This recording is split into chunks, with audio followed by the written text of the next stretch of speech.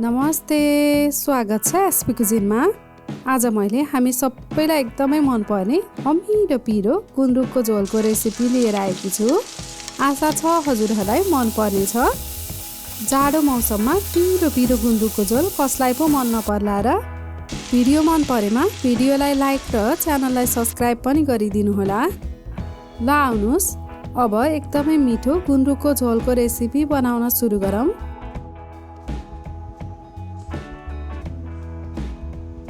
सबैभन्दा पहिले एउटा कराईमा तेल तताउन बसाल्नुहोस्।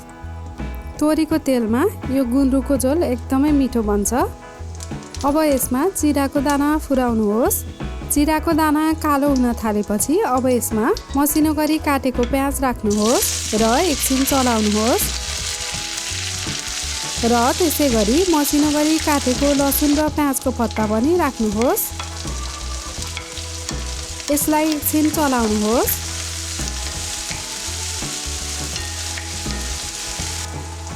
अब काटेको आलु राख्नुहोस् र चलाउनुहोस्।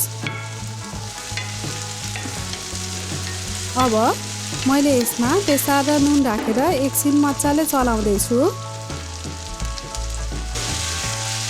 अब यसमा गुन्द्रुक राख्नुहोस् र मजाले सबै मिक्स हुने गरी राम्ररी चलाउनुहोस्।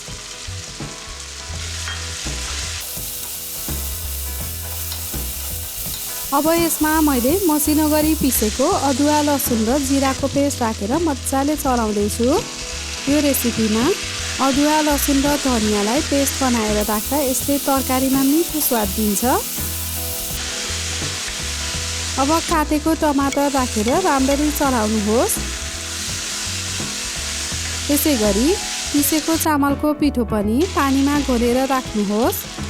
पिसेको चामलको पिठोले गुन्द्रुकको झोललाई अलि बाक्लो बनाउँछ र खाँदा एकदमै मिठो बन्छ। पिरोको लागि मैले 1 चम्चा धुलो खुर्सानी राख्दैछु। हजुरहरूले हरियो खुर्सानी पनि राख्न सक्नुहुन्छ। हेर्नुहोस् त, टमाटर पनि राम्ररी पाकिसकेको छ। अब यसमा थोरै उमालेको पानी राख्नुहोस् र यसलाई राम्ररी एकपटक चलाउनुहोस्। अब यसलाई एकछिन छोपेर पकाउनुहोस्।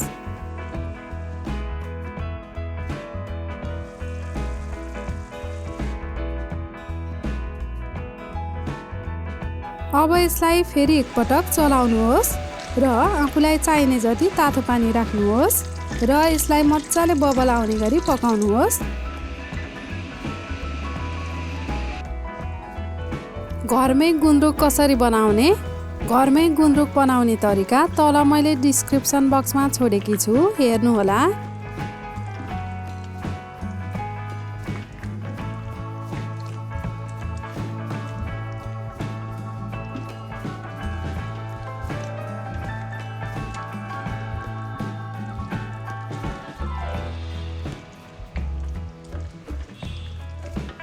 हेर्नुहोस् त, हाम्रो मिठो पिरो गुन्द्रुकको झोल खानाको लागि तयार भइसकेको छ। यसलाई मैले खानासँग सर्भ गरेकी छु। हजुरहरूले पनि यो जाडो मौसममा पिरो पिरो गुन्द्रुकको झोल बनाएर खान सक्नुहुन्छ।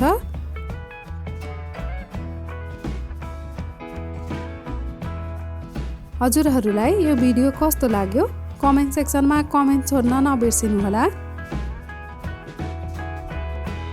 भिडियो मन परेमा भिडियोलाई लाइक र च्यानललाई सब्स्क्राइब पनि गरिदिनु होला र नजिकै रहेको बेल आइकनमा क्लिक गरी अलमा दबाउनुहोस्।